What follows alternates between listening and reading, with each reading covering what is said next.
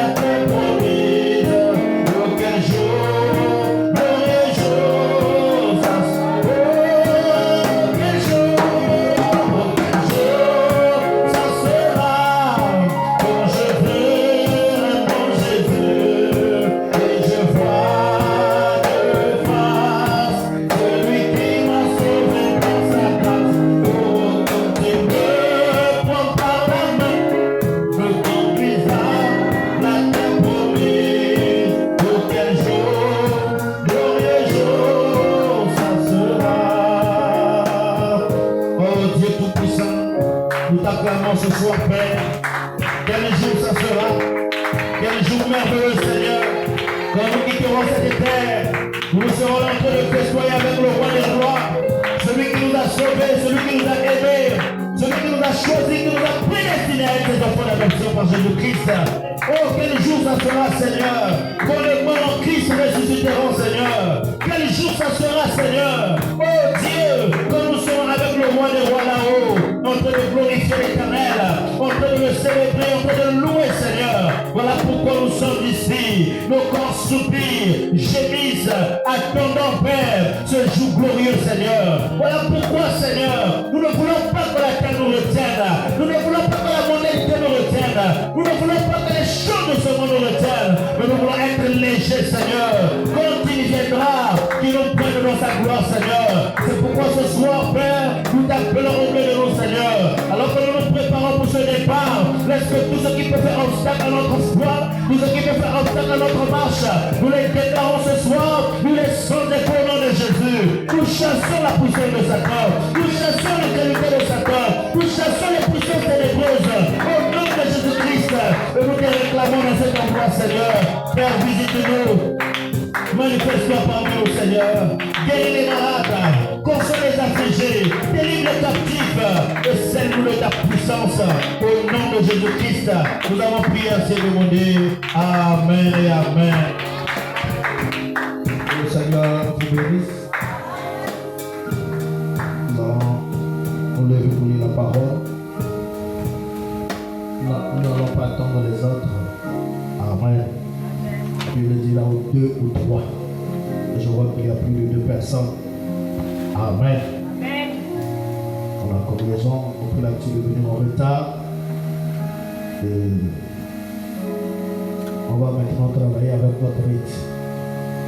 On commence à l'heure que vous venez et on rattrape ça. Comme on a commencé à 17h15, on va récupérer les 15 minutes d'après. C'est ça, non? Malachie 4, la sagesse vient mettre Jean 3, c'est que tu m'as pas dit. Ah, je vais. Car voici le jour vient ardent comme une fournaise. Tous les auteurs et tous les méchants seront comme du champ. Le jour qui vient les embrasera, dit l'Éternel des armées. Il ne leur laissera ni racine ni rameau. Mais pour vous qui craignez mon nom, se lèvera le soleil de la justice et la guérison sera sous ses ailes.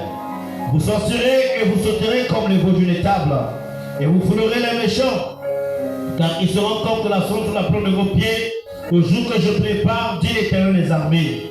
Souvenez-vous de la loi de Moïse, mon serviteur, auquel j'ai prescrit en horaire, pour tout Israël des préceptes et des ordonnances. Voici, je vous enverrai Élie, le prophète, avant que le jour de l'Éternel arrive, ce jour grand et redoutable. Il ramènera le cœur des pères à leurs enfants et le cœur des enfants à leurs pères, de peur que je ne vienne frapper le pays d'interdit. Amen. Jean 3. Mais il y eut un homme d'entre les pharisiens, nommé Nicodème. Alors vous comprendrez que Nicodème était un pharisien. Amen. Un chef des Juifs qui vint, lui, auprès de Jésus de nuit et lui dit, Rabbi, nous savons que tu es un docteur venu de Dieu. Il connaissait quand même. Car personne ne peut faire ces miracles que tu fais si Dieu n'est pas avec lui. Jésus lui répondit, en vérité, je te le dis, si un homme ne naît de nouveau, il ne peut voir le royaume de Dieu. Nicodème lui dit, comment un homme peut-il naître quand il est vieux? Peut-il rentrer dans le sein de sa mère et naître? Jésus répondit, en vérité, je te le dis, si un homme ne naît d'eau et d'esprit, il ne peut entrer dans le royaume de Dieu. Ce qui est né de la chair est chair, et ce qui est né de l'esprit est esprit. Ne t'étonne pas que je t'ai dit, il faut que vous naissiez de nouveau. Le vent souffle, il veut, et tu entends le bruit, mais tu ne sais d'où il vient, ni où il va. Il en est ainsi de tout homme qui est né de l'esprit. Nicodème lui dit, comment cela peut-il se faire? Jésus lui répondit, tu es le docteur d'Israël et tu ne sais pas ces choses. En vérité, je te le dis. Nous disons ce que nous savons et nous rendons témoignage de ce que nous avons vu, et vous ne recevez pas notre témoignage. Si vous ne croyez pas, quand je vous ai parlé de ces choses terrestres, comment croirez-vous quand je vous parlerai des choses célestes? Personne n'est monté au ciel, si ce n'est celui qui est descendu du ciel, le Fils de l'homme qui est dans le ciel. Et comme Moïse éleva le serpent dans le désert, il faut de même que le Fils de l'homme soit élevé, afin que quiconque croit en lui ait la vie éternelle. Car Dieu a tant aimé le monde, il a donné son Fils unique, afin que quiconque croit en lui ne périsse point, mais qu'il ait la vie éternelle. Amen. Nous finissons avec Apocalypse 10. Apocalypse 10. Je vis un autre ange puissant qui descendit du ciel enveloppé d'une nuée. Au-dessus de sa tête était l'arc-en-ciel, et son visage était comme le soleil, et ses pieds comme des colonnes de feu. Il tenait dans sa main un petit livre ouvert. Il posa son pied droit sous la mer et son pied gauche sur la terre. Et il cria d'une voix forte comme rugit un lion. Quand il cria, les 7 tonnerres firent entendre leur voix. Et quand les 7 tonnerres ils firent entendre leur voix, j'allais écrire. Et j'ai entendu du ciel une voix qui disait, scelle ce qu'on dit les 7 tonnerres, et ne l'écrit pas. Lorsque je voyais, debout sur la mer et sur la terre, leva sa main droite vers le ciel, et jurant par celui qui vit au ciel des siècles, qui a créé le ciel et les choses qui sont, la terre et les choses qui sont, et la mer et les choses qui sont, qu'il n'y aura plus de temps, mais qu'au jour de la voix du 7e ange, quand il sonnerait de la trompette, le mystère de Dieu s'accomplirait comme il annonçait à ses serviteurs, les prophètes. Que le Seigneur ajoute des bénédictions à la lecture de sa parole. Allons prier, Tout-Puissant, nous approchons maintenant de ta sainte et divine parole. Puisse ton Saint-Esprit nous envelopper ce soir, ô Dieu, de ta présence, avec ce petit peuple qui est venu ici, Seigneur. Je crois que toi, tu es dans ta parole. Laisse que les paroles qui sortiront ce soir produisent un effet bénéfique, Seigneur, dans la vie de tout un chacun, Seigneur. Nous condamnons toute atmosphère qui ne confesse pas le nom de Jésus-Christ, tout esprit démoniaque, tout esprit dénominationnel. Mais nous voulons voir le Saint-Esprit agir, Seigneur. Mon but, c'est qu'à la fin de ceci, tout un chacun, Seigneur, reçoive le véritable baptême du Saint-Esprit. Qu'il passe d'un exode à une autre, qu'il passe d'une dispensation à une autre, Seigneur. Parce qu'il y a 3 voiles. Il y a le parvis extérieur, il y a le lieu saint et il y a le lieu très saint, Seigneur. Nous sommes passés du parvis extérieur au lieu saint. Maintenant, après que nous quitterons ici pour le lieu très saint, que le Saint-Esprit inonde nos âmes. Reçois-nous. Moi, mes lèvres, on est tout entier. Je m'abandonne à toi au nom de Jésus-Christ. Amen. Que le Seigneur vous bénisse.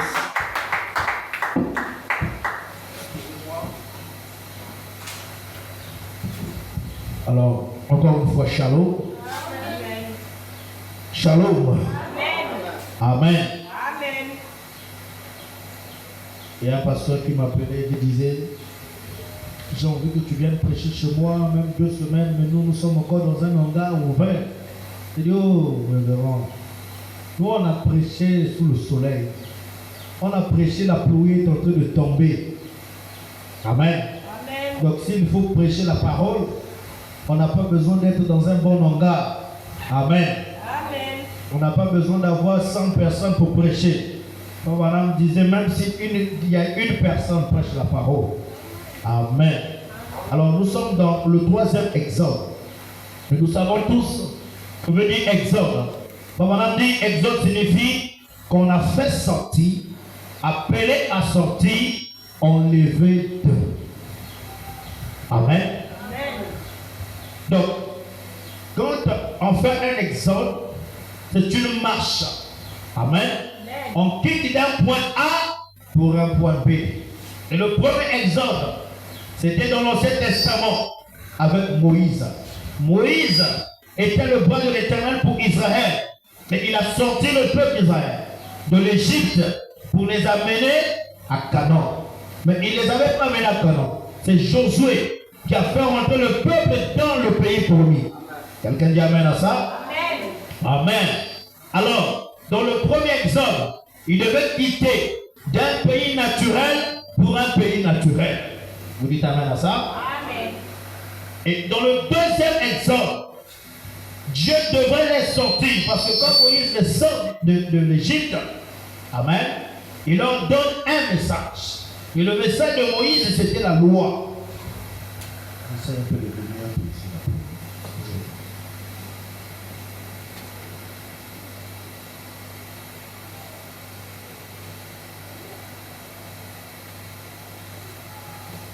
Ah bon. Donc le message de Moïse, c'était la loi. Amen. Il faut vraiment dire que la loi ne les a pas sauvés. La loi, c'était un maître. C'était un, comment je peux dire, un policier. Et la loi ne les a pas sauvés. Amen. Mais le prophète dit, en ce temps-là, la loi était nécessaire. Le message qu'il fallait pour Israël en ce temps-là, c'était la loi. Mais Dieu change souvent des dispensations. Et quand Dieu change de dispensation, c'est pourquoi il faut dire que le message de Luther ne peut plus nous sauver. Le message de Wesley ne peut plus nous sauver. Le message des pentecôtistes ne peut plus nous sauver. Nous sommes dans une autre dispensation. Si je viens vous prêcher, le juste vivra par la foi. C'est la vérité. C'est la parole. Amen. C'est le message. C'est la Bible. Mais c'est le message de Luther. Est-ce que vous savez cela? Et ce message-là n'a plus la vie aujourd'hui. Il faut vraiment dire qu'aujourd'hui, si on dit qu'il y a une arche qui a été fabriquée et que tout le monde doit aller rentrer pour éviter la tribulation, ça ne marchera pas. Parce que le message de Noé ne peut plus marcher en ce temps-ci. Je ne sais pas si vous comprenez ce que je veux dire. Donc, la loi en ce temps-là était très importante. Amen. Mais quand Jésus vient, la loi ne pouvait plus les sauver. Est-ce que vous savez cela? Dieu devait les sortir de la loi. Alors, la loi mosaïque, c'est ce qu'on appelle le judaïsme. Est-ce que vous savez cela? Il devait les sortir de la loi.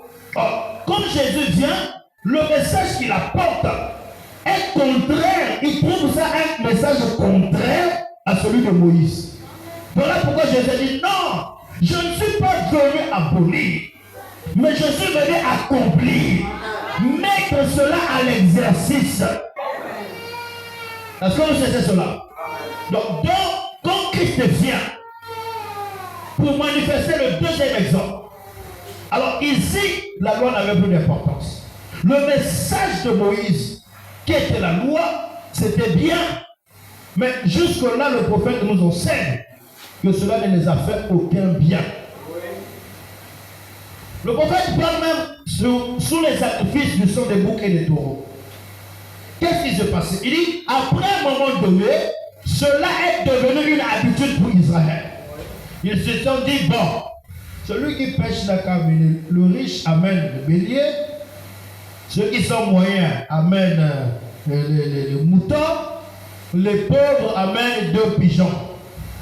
Donc, quand quelqu'un pêche, il dit, bon, je sais que j'ai mon fermier là, j'ai des pigeons là, je lève, je peux aller commettre, et je sais que je vais aller au temple, j'amène les 2 pigeons, on tire un pigeon, on prend l'autre pigeon, on met un asperge, et puis bon, il y a la purification, et puis bon, voilà, je suis libre. Mon péché pardonné. Le prophète dit que c'était devenu une habitude pour Israël. Est-ce que vous comprenez ça? Et la loi ne pouvait pas les faire du bien. Et il péchait, mais parfois on cachait. Parce qu'il sait que si je vais faire là, si on me voit, on va me lapider. Est-ce que vous comprenez ça? Donc la loi, c'était un maître qui les exigeait à faire quelque chose, mais ce n'était pas selon leur propre volonté. Il faut vraiment dire que quand Dieu a créé l'homme, il avait donné à l'homme ce qu'on appelle le libre arbitre. Est-ce que vous comprenez ça? Tu décides le chemin que tu veux choisir. Dieu ne force pas les choses. Il ne dit pas non, c'est une obligation. Donc la loi c'était ça. Soit tu fais, soit tu ne fais pas. Mais quand Dieu évoque, on a dit que la chose la plus dangereuse dans la vie d'un homme, c'est le libre arbitre. Parce que dans le libre arbitre, on commet beaucoup d'erreurs. Il dit c'est important, mais c'est très dangereux. Parce que c'est par là que Adam et Ève ont failli.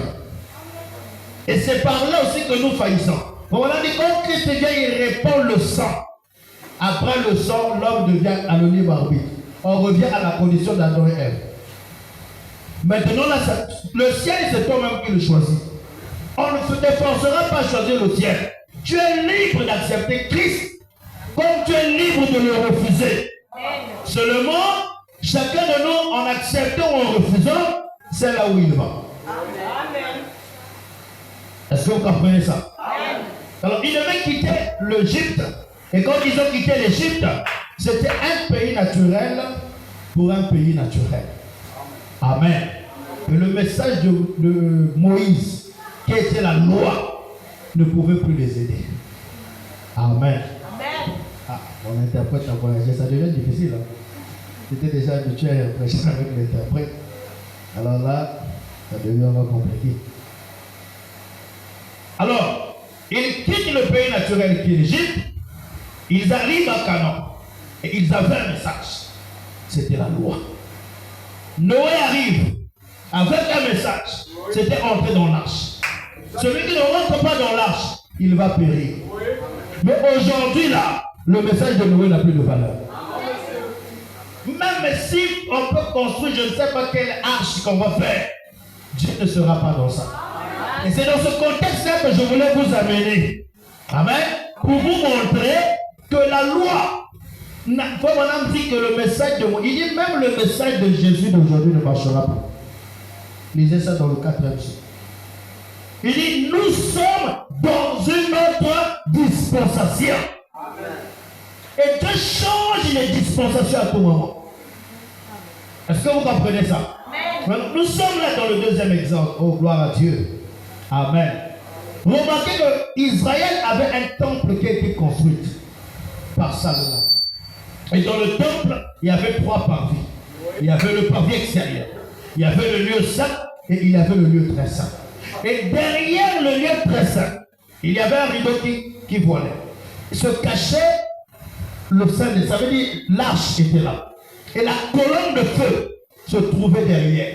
Ce que Israël appelait la gloire de la Shekinah. Pour on dit, quand Christ arrive, la gloire qui était cachée derrière le pot de blaireau, c'était devenu un homme. Et quand ils allaient adorer dans le temple, ils adoraient quoi? Cette dispensation. Donc le Dieu qu'ils adoraient dans le temple était devenu le Seigneur Jésus-Christ. Voilà pourquoi il dit lui-même, l'heure vient et elle est déjà venue. Ce n'était plus à Jérusalem qu'il fallait adorer, mais il fallait reconnaître le lieu d'adoration qui était Jésus-Christ en train de marcher. Mais les pharisiens savaient, nous, Moïse nous enseignait, nous avons vu quand ils étaient dans le désert, dans la tente d'assignation, derrière le voile, Christ était là. Mais le même Christ était devenu un homme. Ils n'ont pas reconnu ça. Ils allaient toujours dans le temple. Je ne sais pas si vous savez cela. Oh, gloire à Dieu. Donc, dans le 2e exode, ici le prophète nous montre, il devait les sortir du judaïsme. Donc, ils étaient déjà ancrés en ça. Ils étaient déjà assis en ça. Amen. Amen. La loi. Et le prophète parle que les pharisiens étaient ceux-là qui faisaient des efforts pour vivre la loi. Mais cela ne les sauvait pas. Ils le vivaient parce que c'était un policier. Amen. Amen. Vous savez, si on vous met un gendarme derrière vous, avec l'arme, même si on vous dit marchez à pied, d'ici jusqu'à Quintélé, tu vas marcher. Amen. Parce que dès que tu regardes là, il y a l'arme. Et c'est comme ça la loi était. Mais ce n'était pas de leur propre volonté de vivre la parole. Est-ce que vous savez cela? Amen. Amen. Est-ce qu'on va acclamer le Seigneur? Alors, dans Jean 3, qu'est-ce que nous voyons? Jean 3, 1. Mais il y eut un homme d'entre les pharisiens, nommé Nicodème. Nicodème était un pharisien. Un chef des Juifs qui vint, lui, auprès de Jésus de nuit. Amen. Amen. Et lui dit, Rabbi, nous savons que tu es un docteur venu de Dieu, car personne ne peut faire ces miracles que tu fais si Dieu n'est avec lui. Oui. Vous savez pourquoi Nicodème était allé le voir la nuit? il avait peur. Parce que s'approcher de Jésus, c'était comme se rabaisser. Mais il s'est dit non. Moi je comprends. Le monsieur, mais il regarde les autres et dit non, j'attends la nuit. Il est où? Je vais le voir. La peur. Et quand il arrive chez Jésus, il dit personne ne peut faire ces miracles que tu fais si Dieu n'est qu'avec lui. Jésus lui répondit, en vérité, je te le dis. Amen. Si un homme ne naît de nouveau, il ne peut voir le royaume de Dieu. Amen. Alors, Frère Branham dit que Nicodème respectait la loi. Si Jésus lui avait dit que si quelqu'un respecte les 10 commandements, il verra le royaume de Dieu, il allait dire je le fais déjà. Amen. Mais il change ça, un docteur. Il dit si quelqu'un ne naît de nouveau, alléluia, il ne peut voir le royaume de Dieu. Ça a tourné la tête de Nicodème. Écoutez maintenant la réponse de Nicodème. Au verset 4. Nicodème lui dit, comment un homme peut-il naître quand il est vieux?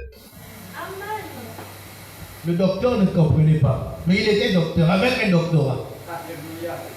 Peut-il rentrer dans le sein de sa mère et naître? Jésus répondit, en vérité, je te le dis. Si un homme ne naît d'eau et d'esprit, il ne peut entrer dans le royaume de Dieu. Et là, c'est la parole. Sans la parole, il n'y a pas la nouvelle naissance. Vous ne pourrez pas avoir la nouvelle naissance seulement en priant et en jeûnant. Il vous faut écouter la parole. Voilà pourquoi on dit que la parole va avec l'esprit. Donc, frère, moi, les réunions de prière, je fuis. Amen. Donc, moi, les prédications, je n'aime pas trop. Moi, c'est seulement les chants. Frère, s'il y a quelque chose qui devait réjouir plus le croyant, c'est la parole. Parce que la vie est dans la parole. Amen. La vie n'est pas comme vous chantez là, non. Ça, ce sont des éléments qui préparent la parole. Mais là où le chrétien ne veut plus se réjouir, c'est quand la parole est prêchée. Est-ce que quelqu'un peut me donner un amen? Si un homme ne naît d'eau et d'esprit, il ne peut entrer dans le royaume de Dieu. Nicodème était bouleversé. Amen. Maintenant, le prophète dit que la nouvelle naissance est nécessaire jusqu'aujourd'hui. Ce qui est né de la chair est chair. Ce qui est né de l'esprit est esprit. Alors cela vient vers quoi? Le prophète nous a dit dans la voix de Dieu qui a été pourvu pour prier pour nous. Du 1er septembre 1952. Frère Branham dit que la loi de Moïse concernait la vie de la chair. Ça n'avait rien à voir avec l'esprit. Est-ce que vous comprenez ça? Dieu confronte Nicodème. Il lui dit ce qui est chair est chair. Automatiquement, la loi est abolie. Ce qui est esprit est esprit. La loi c'est quoi? Ne vole pas. Ça c'est la chair. Ça n'a rien à voir avec l'esprit. Ne bois pas. Ça c'est la chair. Est-ce que vous savez ça? Ça n'a rien à voir avec l'esprit. Il dit ce qui est chair est chair. Automatiquement, Nicodème est bouleversé. Il comprend que le monsieur là lui demande que ta loi là n'a plus de valeur en ce moment. Mais ce qui est né de l'esprit est esprit. Alors là, ça devenait compliqué. Mais on n'encourage pas les gens à vivre dans le mal. Parce que ici, maintenant, nous sommes dans une autre dispensation. Prenez ça comme le message de Noé. Si on fait l'arche là, tu lâches quand le feu va tomber du ciel et l'arche qui tombe serait brûlée. Mais aujourd'hui, il faut maintenant dire l'arche, c'est la parole. Je ne sais pas si vous savez cela. Même si je ne sais pas si la parole ne peut pas se contredire. Si un prophète solitaire, je ne sais d'où dire que non, Dieu m'a dit de faire l'arche pour que tous nous rentrons, nous on va avoir peur de lui. Parce qu'il dit que le monde d'à présent sera consumé par le feu. Et le prophète, quand il vient, il montre même dans les âges, il dit que le message de Luther ne peut plus nous sauver aujourd'hui. Nous avons écouté quand le pasteur Mann prêchait, il disait que c'est à la jonction, les gens sont restés. Mais il y a une autre chose qui s'est ajoutée. Nous sommes passés de luthériens aux wesleyens, des wesleyens aux pentecôtistes. Et maintenant, nous sommes passés des pentecôtistes au message. Donc, si vous prenez ce qui est passé pour actualiser ça, il n'y a pas la vie. Est-ce que vous savez cela? Si le message c'est seulement les dents, il n'y a pas la vie. Est-ce que vous savez cela? Mais il y a une chose qui est au-dessus de cela.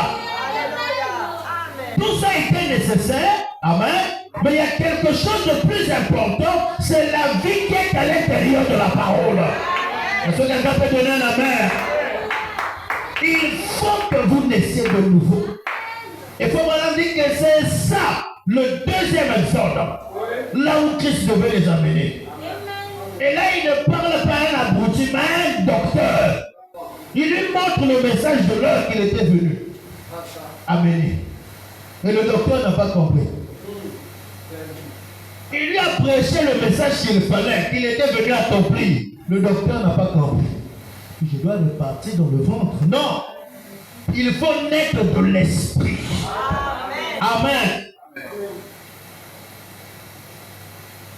On a mis dans la voix de Dieu qui a été prié pour nous. Au paragraphe 24. Eh bien, j'aimerais vous faire remarquer, excusez-moi, qu'il s'est retrouvé en train de se frayer sa voix. Nous avons vu ce matin comment Caïn avait essayé de suivre sa voix.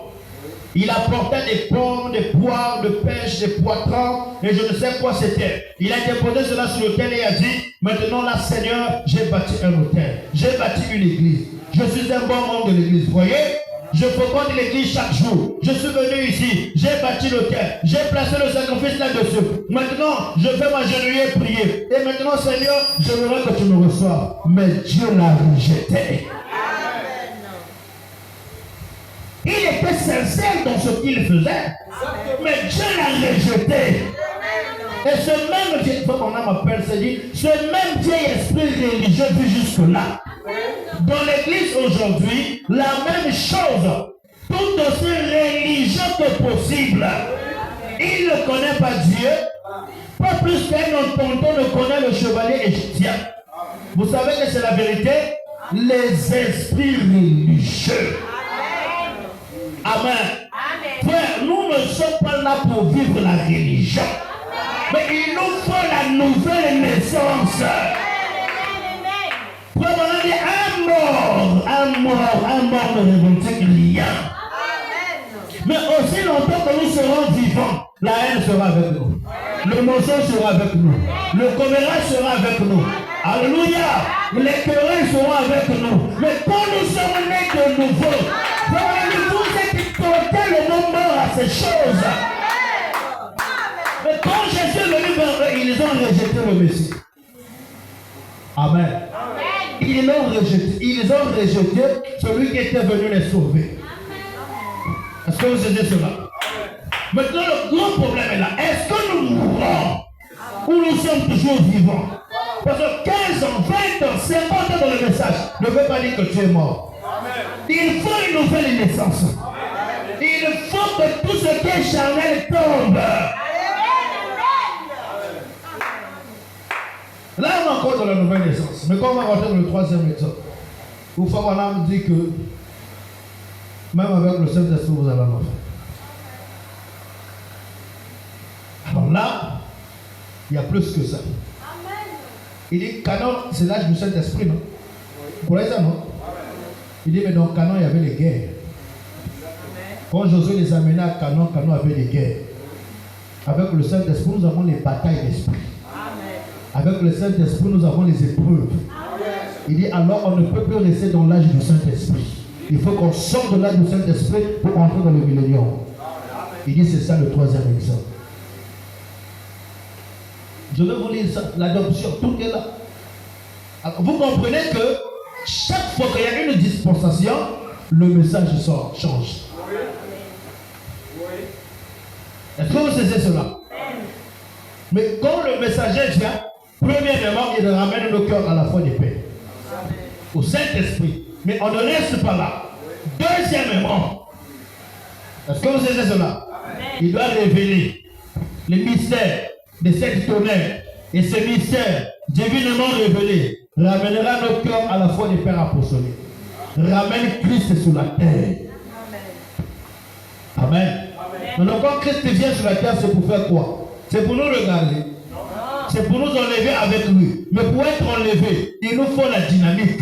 Voilà pourquoi on a dit que quand les eaux s'ouvrent, la pierre de fête descend. C'est la dynamique qui vient vivifier les vertus. Et cette dynamique ne descend que sur le Saint-Esprit. Le baptême du feu et du Saint-Esprit. Mais pour commencer, pour entrer dans la pyramide, on a dit il y a une barre. La porte d'entrée, c'est la nouvelle naissance. Amen. Et tous les exodes se suivent. Et tout est nécessaire. On a dit nous avons reçu dans le 7e jour la plénitude de la parole. Pas une moitié de la parole. Et il dit que tout ce que les réformateurs ont prêché tout au long des âges est nécessaire pour nous jusqu'aujourd'hui. Ce qui veut dire que même la loi de Moïse est nécessaire pour nous jusqu'aujourd'hui. Mais il y a quelque chose de plus supérieur. Et c'est dans ça que nous devons rentrer. Regardez Moïse et Josué. Dieu lui dit, Josué, c'est toi qui dois amener le peuple dans le pays. N'est-ce pas?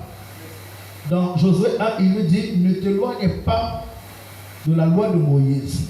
Médite-le jour et nuit.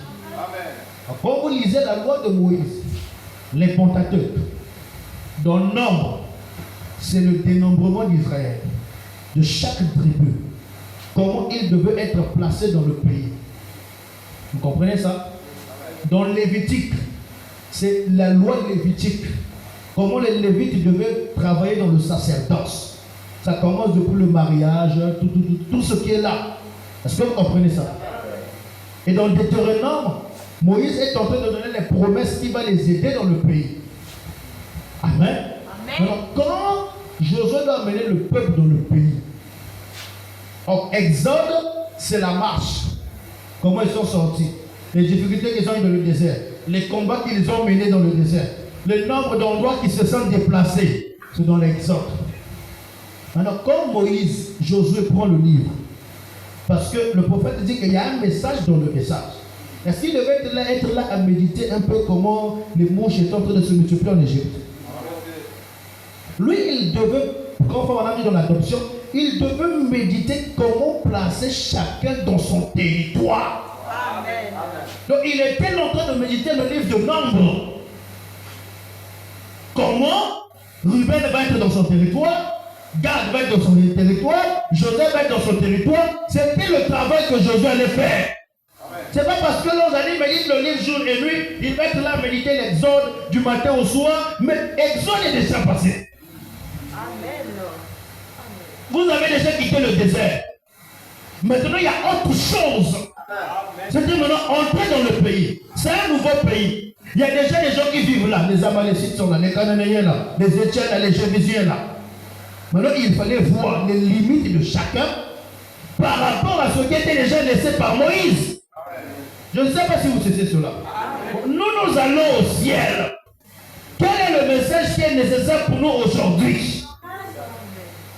Parce que le prophète parle, il y a des gens par nature, ils vivent mieux que même les chrétiens. Il y a des gens par leur propre nature, ils ne boivent pas. Ils ne vont pas avec les femmes. Amen. Par nature, simplement, ils sont courtois. Ils sont même plus gentils que les chrétiens. Il y a des païens qui partagent plus que même les chrétiens.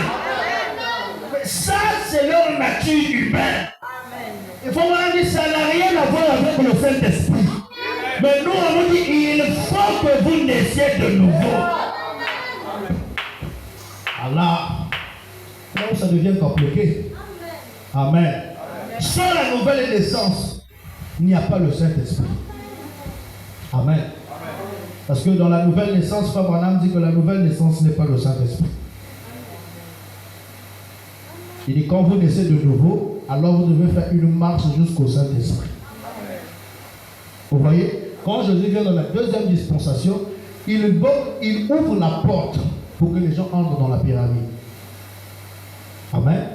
C'est Pierre qui vient, qui nous montre, ajoutez à votre foi la vertu, à la vertu, la connaissance, tout ça là, il montre. Car si ces choses sont en vous, ils sont avec abondance, elles ne vous laisseront pas passer finir stérile. Et puis on a dit que quand il prêchait la statue d'un homme parfait, c'est l'ange est descendu dans la salle, c'est ça non? A dessiné la pyramide et ajouté ces vertus-là par rapport à ce que Pierre avait déjà laissé. Parce que frère Branham, dans sa pensée, il se disait, ça devait commencer comme ça, donc foi, vertu, que quand l'ange est venu à tracer le tableau, il a montré la porte d'entrée, la foi. Nous partons jusqu'à l'amour. Alors là, la nouvelle naissance que nous vous prêchons là, ça ne c'est pas le baptême du Saint-Esprit. C'est le début. La nouvelle naissance, ce n'est pas le baptême d'eau. Le baptême d'eau n'a rien à voir avec la nouvelle naissance. Tu peux être baptisé d'eau, mais tu n'as pas le Saint-Esprit. Tu n'es pas né de nouveau. Est-ce que vous savez cela? Et ce même vieil esprit religieux vit jusque-là dans l'église aujourd'hui. La même chose, tout aussi religieux que possible. Amen. Les esprits religieux. Je ne pense pas que c'est Staline qui est l'antichrist. La Bible dit que les deux esprits seront si proches qu'ils se diront même les ennemis si c'était possible. Amen. Au paragraphe 26, il dit, nous voyons que Judas Iscariote est arrivé jusque-là. Il est allé, il s'est réjoui, il a prêché l'évangile. Il est revenu hurlant et criant, se tapant un bon moment avec les autres disciples.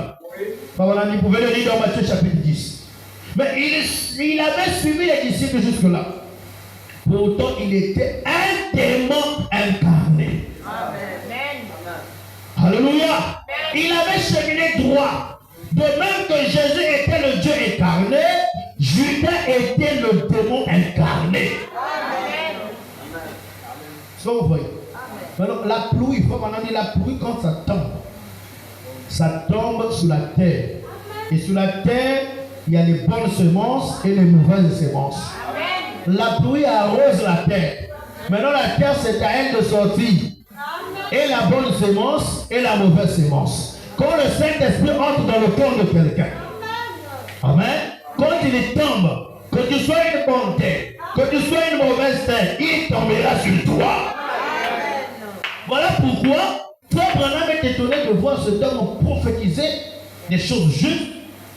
Et quand Dieu lui dit, il lui ramène dans Hébreu, je crois, 4. Amen.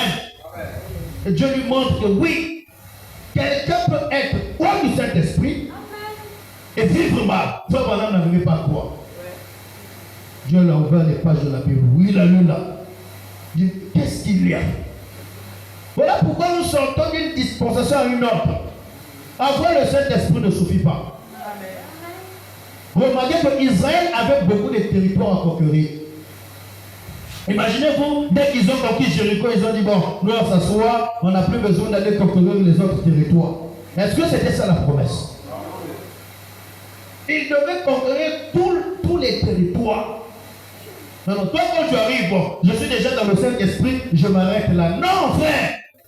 Vous devez continuer à combattre jusqu'à avoir tout le pays en vous.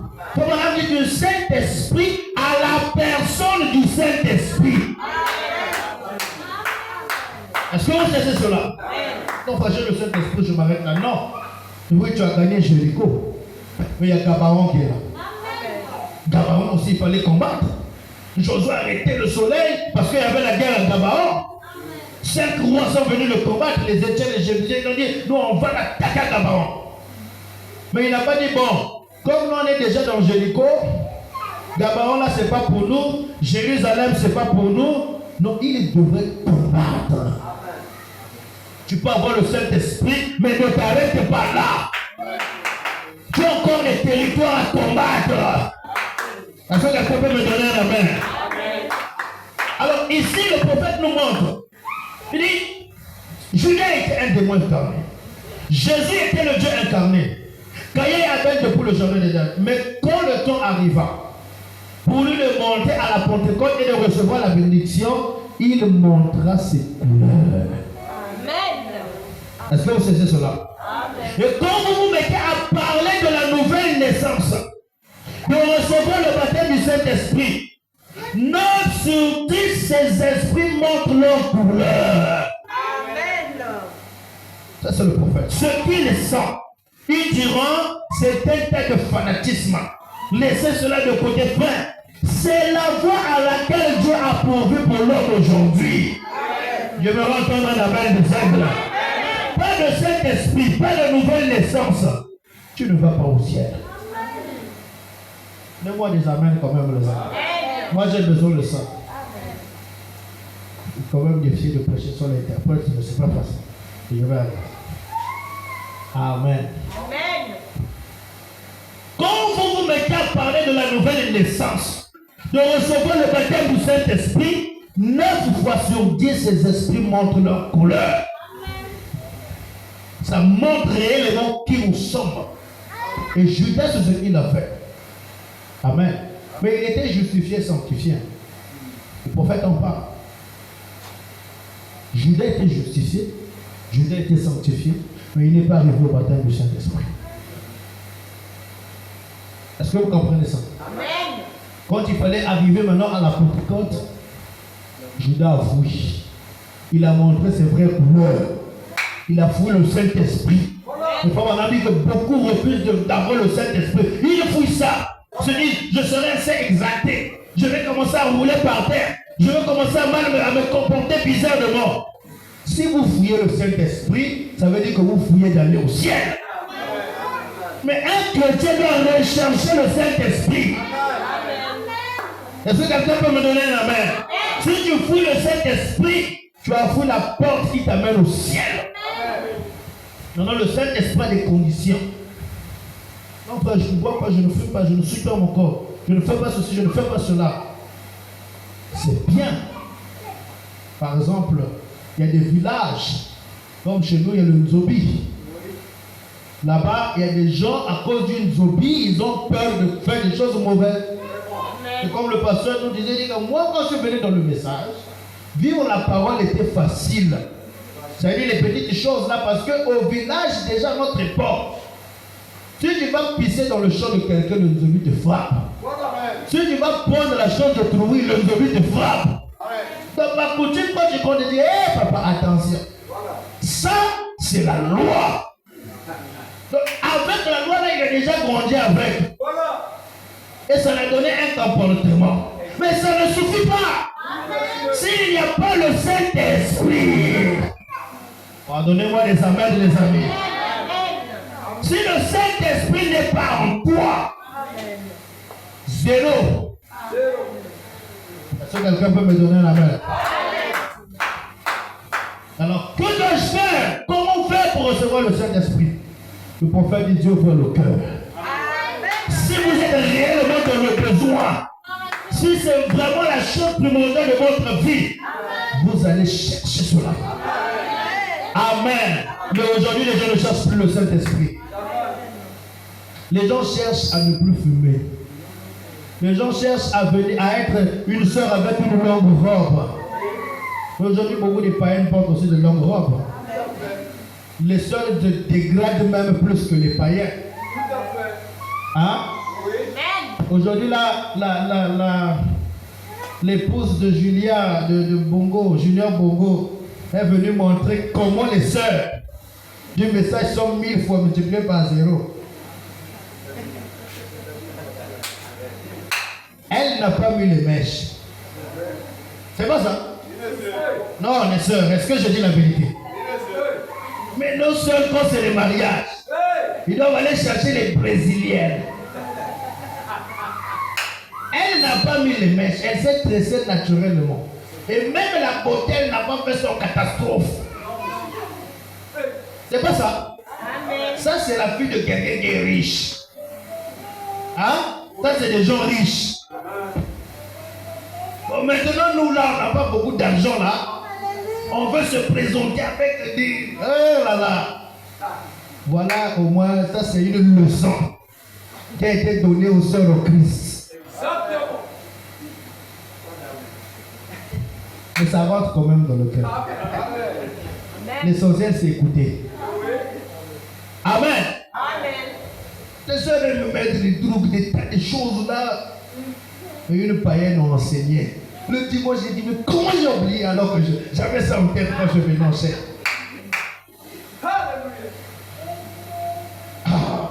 Mais ça doit nous donner une leçon. Nous voulons toujours, frère. Il s'est marié en Abba Coast Junior.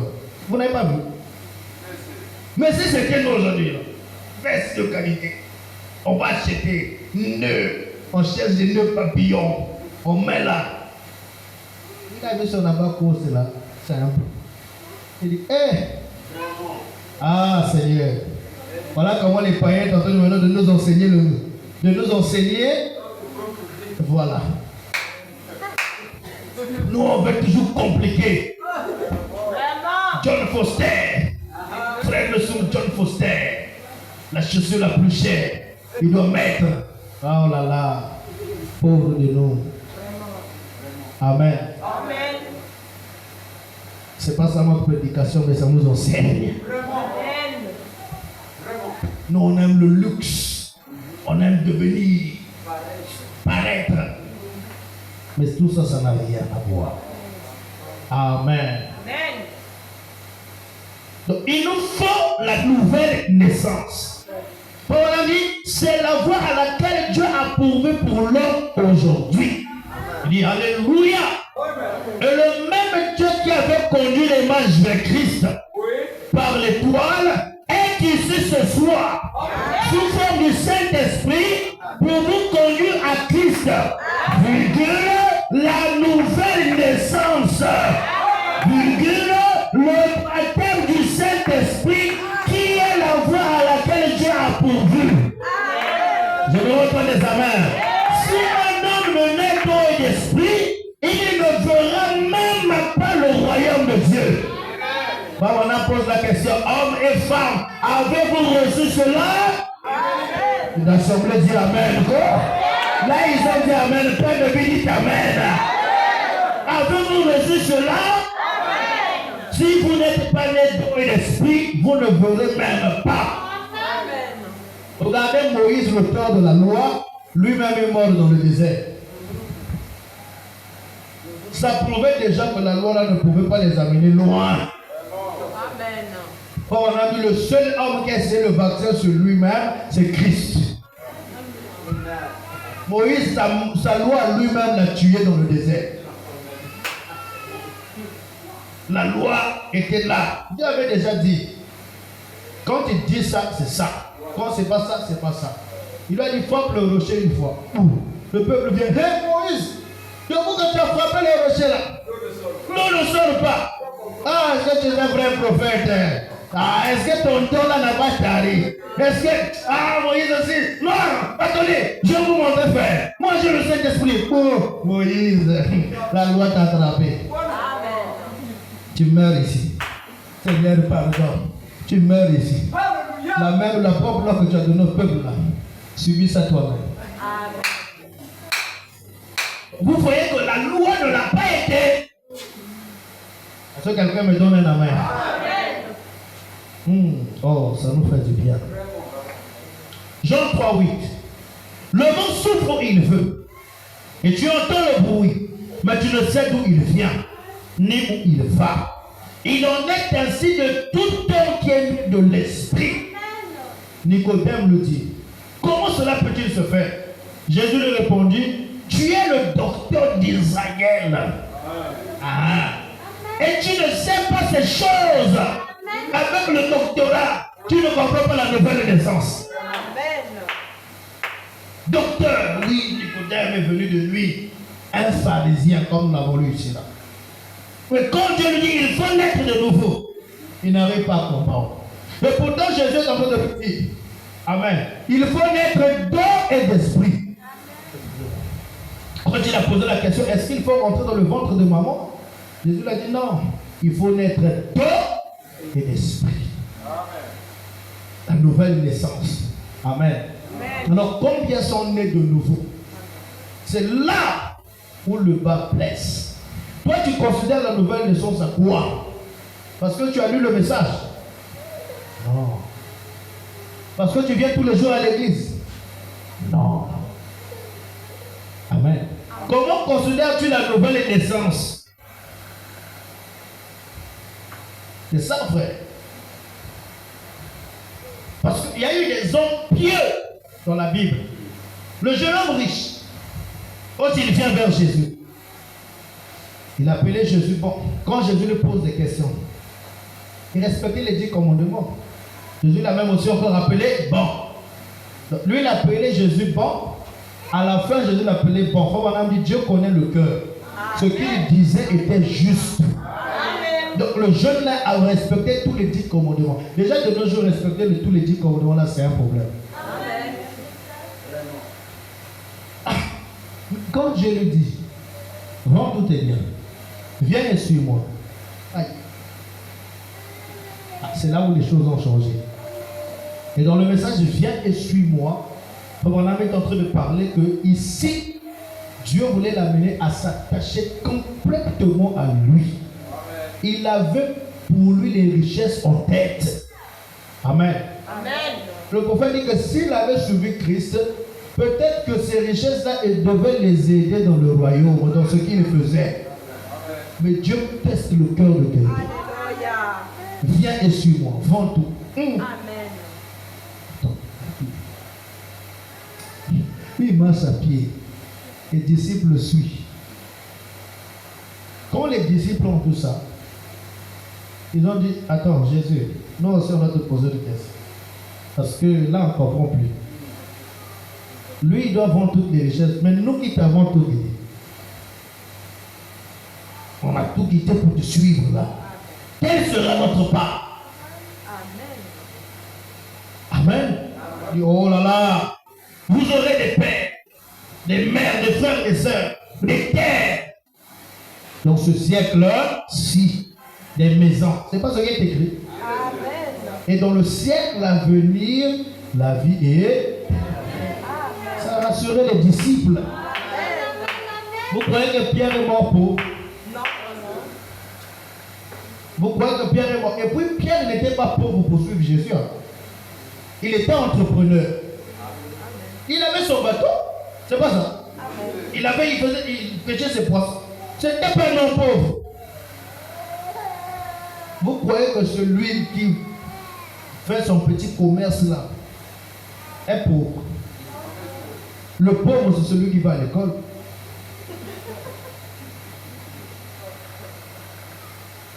Dans un pays comme le Congo, le pauvre, c'est celui qui a étudié. C'est pas vrai. Mais vous ne dites pas vrai. Tu peux avoir le diplôme en train de chômer, pas de travail. C'est pas ça. Le pauvre là, que tu appelles pauvre, que tu n'appelles pas intelligent là, qui est allé transformer son champ de manioc et qui a fait une grande entreprise, c'est toi qui vas venir avec le diplôme de comptabilité pour dire que je vais être comptable dans ton usine. C'est pas vrai. Hein, c'est pas ça. Oh, mais je vous dis la vérité. Le pauvre qui a su comment même faire les machines pour qu'il fasse la cimenterie, c'est toi qui viendras chercher avec ton diplôme. Non, moi, j'ai fait ceci, j'ai fait cela. Amen. Donc le pauvre, c'est pas celui qui fait ça. Donc les pierres là n'étaient pas des hommes pauvres. Parce qu'il nourrissait sa famille. Il était bien, il était un entrepreneur. Il avait des moyens. Quand il vendait le poisson, il n'avait pas l'argent. Quand il vendait le poisson, il avait son bateau à la pointe noire, à la mer, chaque 5 heures. Comment les mamans la courent là-bas pour acheter les poissons. Moi, j'ai travaillé à l'usine de fabrication de la farine qui est juste à côté de la mer. Le matin, là, quand on finit, là, on va chercher les poissons. Mais vous croyez que quand il prend l'argent par-ci, par-là, c'est peur. Hein? Quand il rentre chez lui, là, il la laisse. Il a le poisson et l'argent. Toi, tu as dépensé l'argent, tu as pris que le poisson. Mais lui, il a le poisson et l'argent. Je ne sais pas si vous savez cela.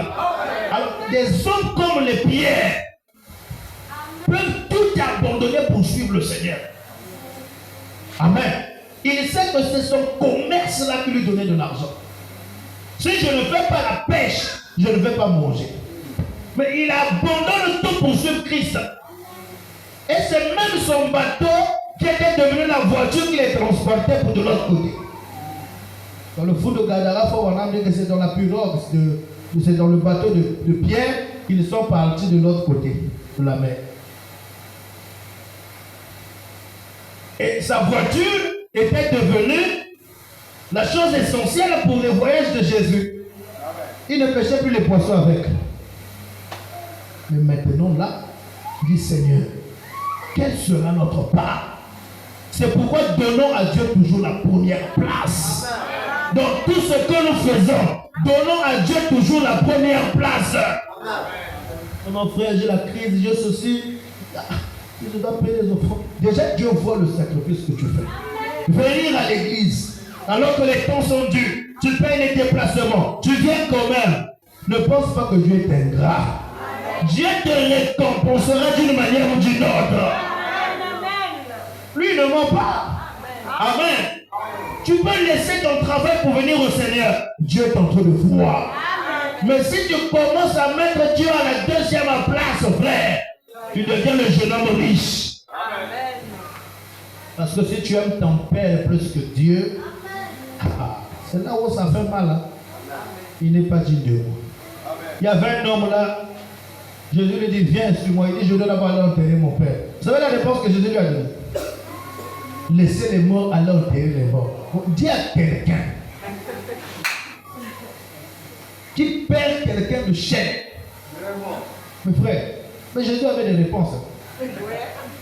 En fait, quand nous lisons la Bible, non, si nous lisons ça par l'esprit, nous allons comprendre qu'accepter le message de Jésus, il fallait être vraiment son candidat.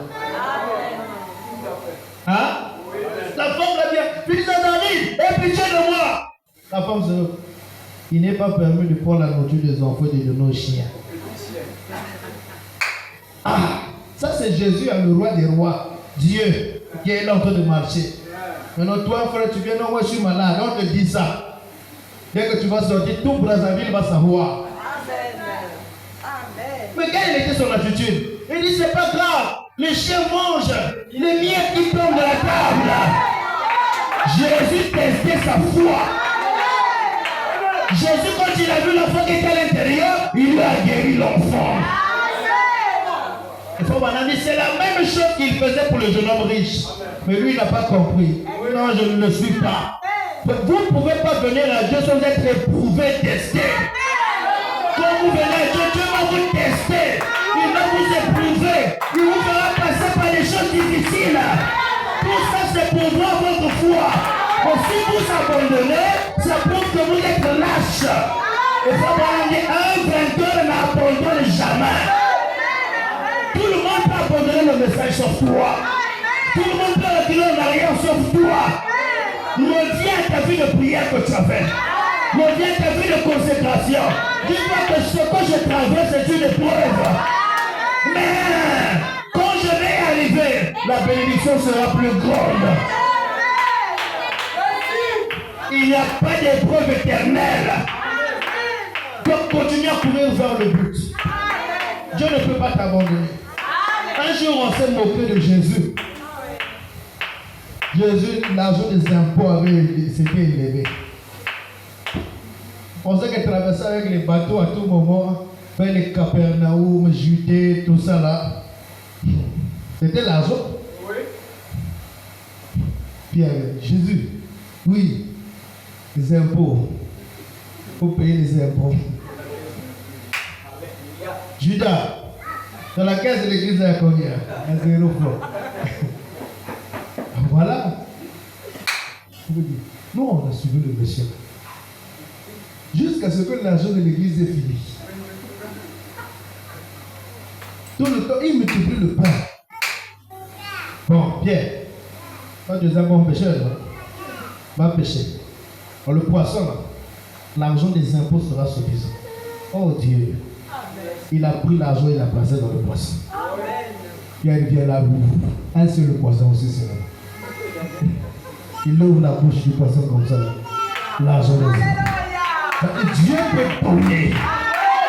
Mais même là où il n'y a rien là, ce sont les disciples qui avaient peur. Ce sont les disciples qui se lamentaient. Mais Dieu ne pouvait pas se lamenter. Lui, il était calme. Amen. Il connaissait sa position. C'est nous qui avons peur quand les problèmes arrivent. Les épreuves sont là, nous tremblants. Tu pleures toute la nuit. Non, frère, ne pleure pas. Dans le poisson, il y aura l'argent. Une soeur, son mari ne voulait pas qu'elle aille prier. Autant de frère Branham. Elle a pris le mari, fâché, tout ça, a pris les clés de la voiture. Il est allé jeter ça dans la rivière. Comment ma casou comme ça? Ah! Il dit, tu ne vas pas à la maison, à l'église. Tu ne vas pas aller écouter ces saints exertés. Après, il dit, va d'abord me faire le marché, je vais te manger. La soeur aussi. Elle a appelé Frère Branham.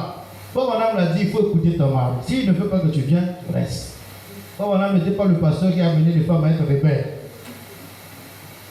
La soeur va au marché, toute joyeuse. Elle achète le poisson. Regardez un peu le miracle de Dieu. Elle arrive à la maison. Elle commence à ranger le poisson comme ça. Elle ouvre le poisson comme ça. Là. Le clé de la voiture dans le poisson. Le mari a dit, moi je veux croire. Bon, quel était ce pécheur-là? Qui était déjà parti pêcher le poisson? Il est venu voir ça directement chez cette dame-là. Dans le ventre du poisson, il y avait les clés. Ça prouve que Dieu c'est un Dieu de miracles. Ne limitons pas Dieu, chers amis. Croyons qu'il peut faire des grandes choses. Gardons notre foi. Si tu as cette foi-là, frère, tu vas recevoir le Saint-Esprit. La foi est une ferme assurance. Par la foi, nous pouvons créer. Frère, si vous êtes disposé à le recevoir, vous allez le recevoir. Amen. Seigneur, oui, je suis déjà bon chrétien, mais ça ne suffit pas pour moi. Il y a encore des pays, il y a encore des villes que je dois conquérir. Je suis rentré à Canon, ça ne s'arrête pas là. Mais Jéricho, c'est vrai, je suis dans le pays. Mais il y a Gabaon qui est là. Il y a Jérusalem qui est là. Il y a Bethléem qui est là. Mais je dois conquérir toutes les villes. Est-ce que vous savez que même Goshen, il devait conquérir ça? Lisez Josué 10. Vous allez voir que Goshen, là où il est vivant, l'Égypte, là, Dieu les avait donné ça pour eux. Il devait ramener ça dans l'Israël. On n'a pas le temps, je vais vous dire, même dimanche, je vais vous laisser. Mais allez lire Josué 10. 9, 10, vous allez voir ça. Goshen devait faire partie d'Israël. Mais il devait conquérir ça. Vous croyez que c'était facile? Quand ils sont arrivés, ils ont quitté l'Égypte avec Jacob. Ils se sont installés. Imaginez que vous avez fait 400 ans, vous avez quitté le Congo. Vous êtes mort pour voir en Europe. Même si tu avais laissé une parcelle ici, 400 ans après, on cherche, on ne connaît personne. Quelqu'un viendra construire là, il va s'installer là. C'est pas vrai? Il va s'installer 4 mois, on t'a oublié. Tu ne fais même plus partie de l'histoire. Et c'est ce qui est arrivé avec les Juifs. Ils sont partis s'installer pour à Goshen. Et le pays, les Étiens ont envahi. Les Jébusiens ont envahi. Les Cananéens ont envahi. Maintenant Dieu dit, allez récupérer votre pays. Hein? Il faut avoir dit que Dieu il fait quoi? La chose qu'il te donne est là. Il te dit qu'on va prendre le pôle. Au milieu ici, il met l'obstacle. Maintenant on va prendre. Donc quand tu vas arriver, tu vois l'obstacle. Ah, là je ne peux pas passer. Hein. La voie est petite. Tu ne vas pas prendre ce pays-là. Dieu donne dans les épreuves. Dieu bénit dans les épreuves. Est-ce que vous savez que la persécution est une promesse que Dieu nous a donnée dans la Bible? Vous savez ça? Je vous donnerai des pères, des mères, des terres, des frères, des maisons, et quoi? Et des persécutions. C'est pas ça? C'est la parole. Donc, il faut accepter que les persécutions, c'est la parole. Amen. Je vais terminer. Jésus lui répondit, tu es le docteur d'Israël et tu ne sais pas ces choses. En vérité, je te le dis, nous disons ce que nous savons. Et nous rendons témoignage de ce que nous avons vu. Et vous ne recevez pas par nos témoignages. Si vous ne croyez pas quand je vous ai parlé des choses terrestres, comment croirez-vous quand je vous parlerai des choses célestes? Personne n'est monté au ciel. Si ce n'est celui qui est descendu du ciel, le Fils de l'homme qui est dans le ciel. Amen. Oh, gloire à Dieu. Et comme Moïse, il le ramène maintenant. Éleva le serpent dans le désert. Il faut de même que le Fils de l'homme soit élevé. Lui, il n'a pas étudié, mais il connaît ça. Qui est-il? La même colonne de feu qui a conduit ce peuple-là. Voilà pourquoi il a dit en amont, personne n'est monté au ciel si ce n'est celui qui est descendu du ciel. Il parlait de lui. Il parlait de lui qui était cette colonne de feu-là. Afin que quiconque croit en lui et ait la vie éternelle. Vous devez croire au Seigneur Jésus-Christ pour avoir la vie éternelle. Car Dieu a tant aimé le monde qu'il a donné son Fils unique afin que quiconque croit en lui ne périsse point, mais qu'il ait la vie éternelle. Maintenant, il nous faut croire. Croire au Seigneur Jésus-Christ. Amen. Les musiciens peuvent venir. Je lis la dernière citation. La préparation. Prêché le 11 novembre 1953. Musiciens, venez. L'autre soir, je vous ai dit que Caïn était un croyant, n'est-ce pas? Caïn était un croyant. Vous voyez ça? Il dit maintenant ce soir, je vous donnerai un morceau un peu plus solide. Amen. Si vous voulez le croire. Vous voulez entendre ce morceau solide? C'est le prophète, je suis là dans la préparation du 11 novembre 1950, paragraphe 31. Il dit, le diable aussi est un croyant. Il dit, le morceau solide qu'il nous donne ce soir, c'est que le diable aussi est un croyant. La Bible dit il croit et il tremble. Le diable est un croyant. Il dit maintenant, si la croyance, c'est tout ce qu'il vous faut avoir pour être sauvé, alors le diable est sauvé. Amen. Ça c'est très fort, hein? Quand je crois le message, c'est la preuve du salut? Non, le diable croit le message. Le diable reconnaît le message. Si c'est quoi? Alors vous comprenez que frère, nous sommes en train de monter. Nous sommes passés de la loi ne sauve pas. Maintenant là, tu peux croire, mais ce n'est pas la preuve du salut. Tu vas dire, mais attends. Oh là là, oh je me sens bien. Amen. Si la croyance, j'avais même sauté quelque chose. Si la croyance est la foi en Dieu, peut-être que frère, viens, tu vas lire. Peut-être que je me dis, peut-être qu'il vient d'ajouter ça. Eh bien, si la croyance et la foi en Dieu, c'est tout ce qu'il vous faut pour être sauvé, alors le diable est sauvé selon la parole de Dieu. C'est vrai. Amen. Alors le diable est sauvé. Maintenant frère, tu le crois, c'est bien. Tu as la foi, c'est bien. Mais ce n'est pas encore la preuve du salut. Même la foi en Dieu, oui. Même ta foi n'est pas la preuve du salut. Mais finalement, c'est quoi? Vous me dites la loi, c'est pas bon. Là, on vient encore la croyance, c'est pas ça. La foi aussi, c'est pas ça. Finalement, c'est quoi? Nous allons nous arrêter là dimanche maintenant, que chacun aille cogiter. Pour que ça, Seigneur, mais finalement, c'est quoi? La loi ne sauve pas. La croyance ne sauve pas. La foi ne sauve pas. Qu'est-ce qui va me sauver? Je laisse ça entre parenthèses. Je ne sais pas si le frère Lange a vu, mais il n'a pas feuilleté ça. Mais il y a la suite qui est là. Dimanche, venons écouter la suite. Que le Seigneur vous bénisse. Levons-nous, acclamons le Seigneur.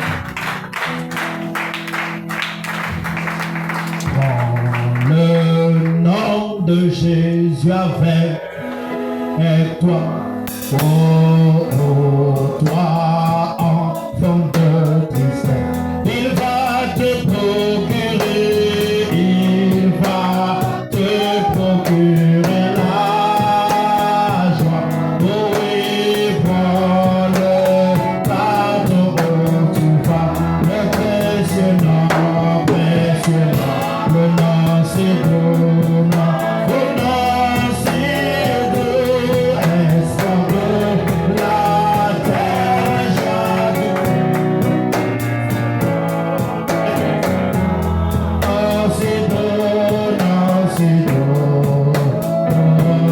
espoir de la terre, joie du ciel. Oh oui, oh le précieux nom de Jésus.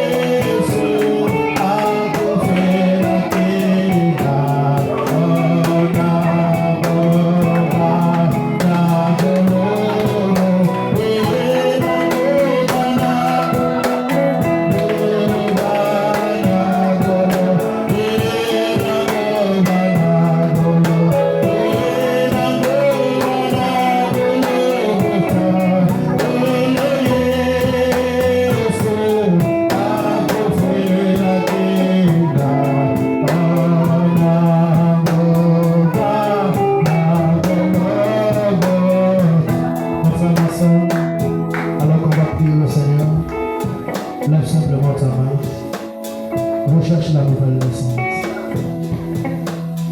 Dieu Tout-Puissant, Créateur des cieux et de la terre, Maître de tout l'univers, donateur de tous les dons excellents, auteur de la vie éternelle. Ô Dieu Tout-Puissant, ce soir, Seigneur, nous sommes venus encore à l'école du savoir. Nous sommes venus encore écouter la parole de Dieu. Nous sommes venus, Seigneur, apprendre, ô Dieu, ta parole, Seigneur, car chaque jour, ô Dieu Tout-Puissant, Père Céleste bien-aimé, nous voulons avancer d'un pas avec toi. Il est écrit dans ta parole, oh, l'homme ne vivra pas de pain seulement, mais de toute parole qui sort de la bouche de Dieu. De la même façon, ô Dieu, que nous entretenons ce corps de chair, nous voulons également entretenir notre âme, Seigneur, pour que nous puissions, ô Dieu, nous préparer, ô Dieu, à ce glorieux enlèvement, Seigneur. Car nous savons, ô Dieu Tout-Puissant, le monde tend vers sa fin, Seigneur. Mais, ô Dieu, tu as fait la promesse que tu vas, ô Dieu Tout-Puissant, chercher ton épouse, que tu vas enlever un peuple, Seigneur, que tu vas rencontrer là-bas dans les airs, Éternel des armées. Mais pour y arriver, ô Dieu, il y a beaucoup d'étapes, Seigneur. Il y a des conditions, Seigneur. Il y a des choses que tu nous exiges, Seigneur. Ainsi, Éternel des armées, ô Dieu, beaucoup d'entre nous, Seigneur, se sont arrêtés en chemin. Beaucoup d'entre nous, Seigneur, se sont fatigués, Seigneur. Oh Dieu Tout-Puissant, comme la marche de ton peuple Israël dans le désert, beaucoup se sont assouplis le long de la marche. Mais Seigneur, il y avait là, Seigneur, des gens engagés. Il y avait là des gens déterminés qui sont allés jusqu'au bout, oh Dieu. Malgré tout ce qu'il pouvait y avoir, ils se sont tenus fermes à la parole. Ils sont arrivés jusqu'au bout, oh Dieu. Au point où, Seigneur, tu as vu la volonté, tu as vu la foi, tu as vu, oh Dieu Tout-Puissant, oh Dieu Tout-Puissant, cette foi qu'ils avaient, Seigneur, tu étais obligé de les sauver, oh Dieu. Mais même Moïse, Seigneur, qui les a conduits le long du chemin, s'est arrêté lui-même. Mais Seigneur, tu as pris, Seigneur, ceux-là qui sont tenus fermes à la parole, oh Dieu Tout-Puissant. Et je crois que c'est la même chose aujourd'hui, Seigneur. L'Église est en train de marcher comme le peuple d'Israël. Nous avons commencé depuis loin, oh Dieu, depuis l'Égypte, Seigneur, depuis le monde, Seigneur. Certains ont abandonné le monde, ont abandonné les plaisirs du monde, tous ces péchés, Seigneur. Nous sommes en train de marcher. Nous sommes en train de marcher le long du désert, avec beaucoup d'épreuves, avec beaucoup de situations, Seigneur. Mais Seigneur, aide-nous, oh Dieu, pour que nous ne puissions pas, oh Dieu Tout-Puissant, perdre la foi, que nous ne puissions pas, Seigneur, nous arrêter dans le désert, que nous ne puissions pas changer de direction, mais que nous puissions continuer, oh Dieu, à marcher, continuer à marcher, comme Josué et Caleb, Seigneur, arriver jusqu'à posséder le pays, Seigneur. Nous croyons que c'est une promesse, nous croyons que nous allions arriver. Oh Dieu, si nos efforts sont faibles, Seigneur, donne-nous la force, oh Dieu, afin que nous puissions continuer la route, Seigneur. Si nous avons trébuché quelque part, relève-nous, Seigneur, pour que nous puissions continuer à marcher. Notre but, oh Dieu Tout-Puissant, c'est de posséder le pays. Éternel des armées, donne-nous ce qui est nécessaire pour être sauvés. Nous avons écouté ta parole. Il ne suffit pas seulement de croire. Il ne suffit pas seulement d'aller à l'église. Il ne suffit pas seulement de porter la Bible. Il ne suffit pas seulement, oh Dieu, de se faire appeler chrétien. Mais Seigneur, nous avons besoin de tout ce qui est nécessaire. De tout ce qui est nécessaire pour être sauvé, Seigneur. Voilà pourquoi ce soir, je réclame et je demande à ce que tu accordes à chacun de nous ce qui est nécessaire, ce qu'il faut réellement.